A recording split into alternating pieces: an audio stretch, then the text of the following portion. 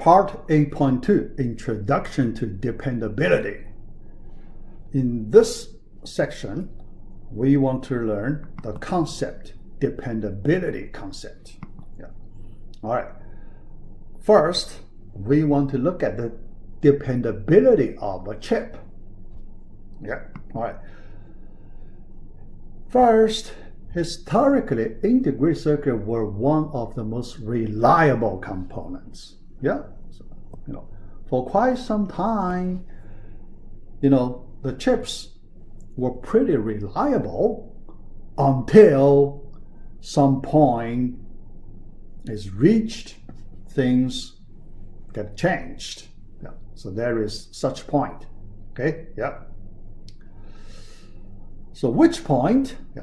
So let's take a look. The point that conventional wisdom, low error rate of old chip, is changing as we head to feature size of 16 nanometers and smaller. Yeah, look at this, 16 nanometer and smaller.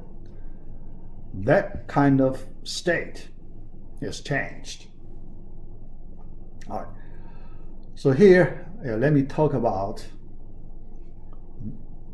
this situation. Yeah. So I got a picture. From this picture, you can see the error rate or the failure rate.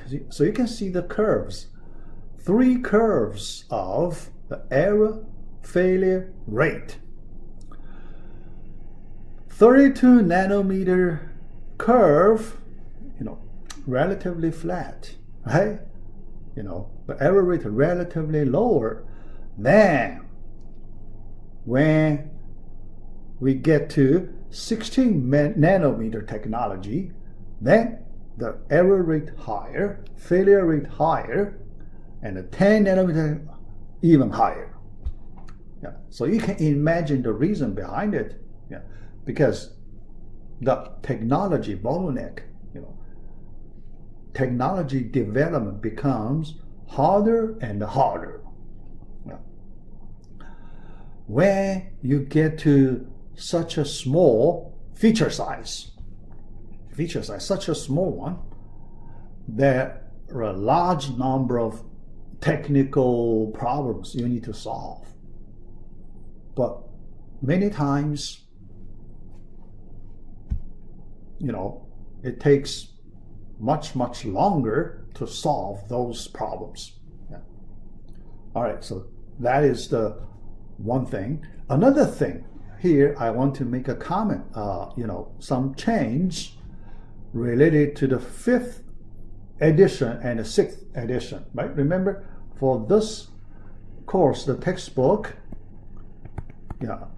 I list 2 different editions, both okay. Yeah, the current new edition 6th, but I still allow you to use the 5th old edition. Yeah, the main reason simple.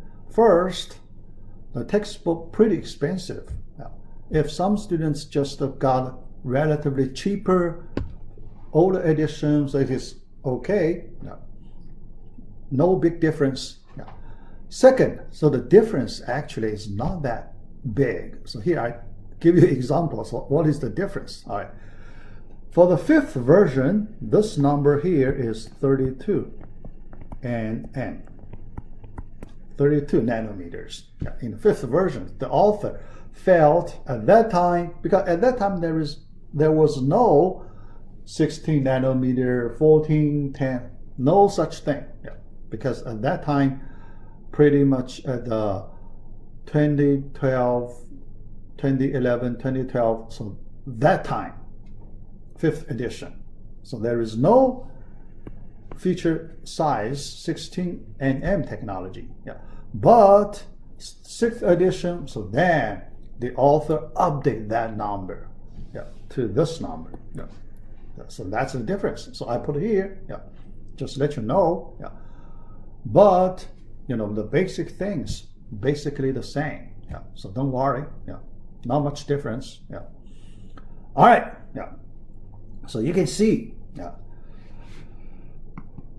Here, I want to talk about the Intel technology a little bit. Yeah, Intel, yeah, because they dominate the CPU, PC market. Yeah. But in recent years, they hit some big bottleneck in their 10 nanometer technology. Huge delay, years of delay. Yeah. So I mentioned that a little bit before. Yeah. Here I want to look at that issue another time. Yeah. Intel's timeline originally had 10 nanometer chips. And how early in their plan? First they make the plan and they couldn't deliver it. Yeah.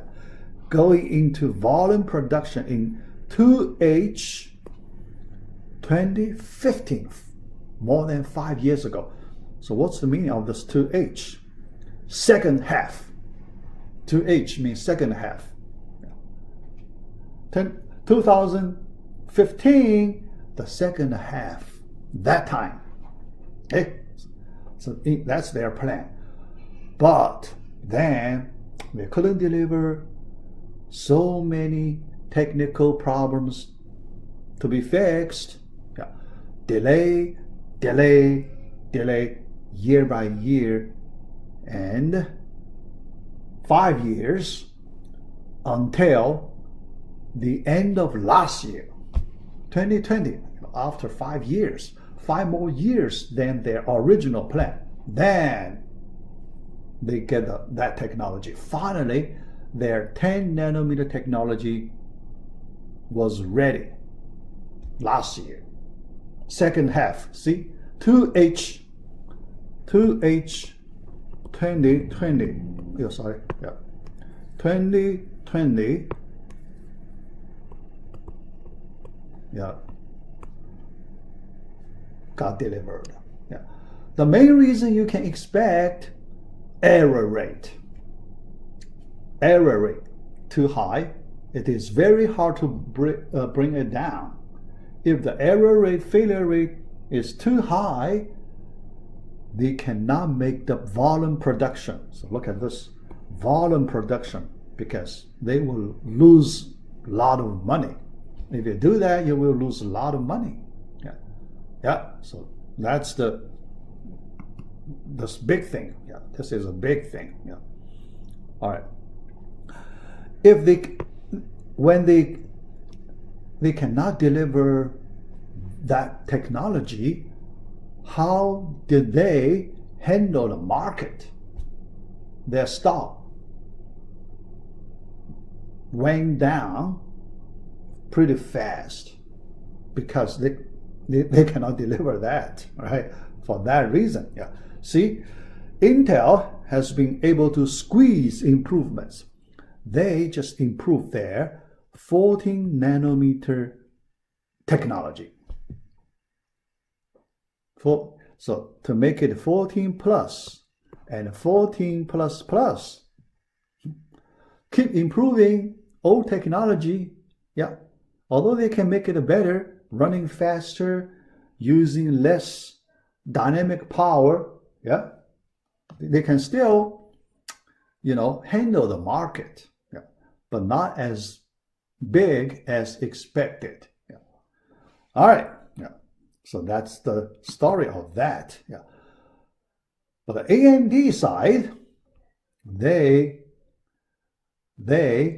at least they won the battle in that round. They won the battle. Yeah. Actually, they make the 7 nanometer technology. Big difference. 7 nanometer. Yeah. But this number, although you see the number different, this 7 nanometer actually comparable with Intel's 10 nanometer technology. Yeah. Comparable. So that means the technical performance comparable, Yeah. Yeah. But AMD, they didn't make the chips by themselves. They only designed their chips. So they call it fabless approach. They didn't do fabrication, fabless. They didn't do right now, they drop that part. They drop the fabrication part. Yeah. So they called the fabless approach. They started that approach, that direction, a decade ago. How long? More than 10 years. They changed to the fabless approach. The reason pretty simple, because they cannot handle that. If they try the fabrication approach, they will do much worse than Intel. Yeah. Much worse than Intel. Yeah. So now they make their chips, AMD, Taiwan company, Taiwan Semiconductor Manufacturing Company, TSMC. Yeah. They have the best technology in semiconductor manufacturing industry. So that's the story. Okay. All right. But we need to come back to our dependability concept. Here, I want to talk about dependability of a service. Yeah. So not a microprocessor, chips. Yeah. Regarding the service, online, web services, we also have this issue, dependability issue. Yeah. All right. In service industry, cloud computing, especially in the current trend, cloud computing, okay, dependability is extremely important. Yeah. Here, so let's look at a typical cloud computing environment. Yeah. So this issue, the importance of this issue. The production environment in the cloud computing. Yeah. The first issue, availability. If the service provider, they can make the service available, how long? How much percent of the time the service is available? That number is important. It is very hard to get 100% availability, right? Something bad could happen, yeah. But that availability percentage should be very, very high, close to 100%. Yeah. Another issue is the recoverability issue. If something bad happened, the system could be recovered. Okay? Yeah. So the service should include a backup system, the data backup, so a lot of things, the backup system. Yeah. All right. And another factor to be considered, eliminate single points of failure. So what's that, a single points of failure? Yeah. When we look at a big system, the huge system, there are many components, many devices in that huge system. Yeah. So look at picture here. But sometimes you may find some special places. There is some single point device. If this point device breaks, the whole system breaks, goes down immediately, breaks the complete big system. If your system has that kind of special device point, yeah, we call that single point of failure. Single point of failure. Yeah. That kind of thing, very dangerous. Yeah. If your system has so many single points of failure, the dependability will not be very high. Yeah. Because one point breaks, availability is gone, right?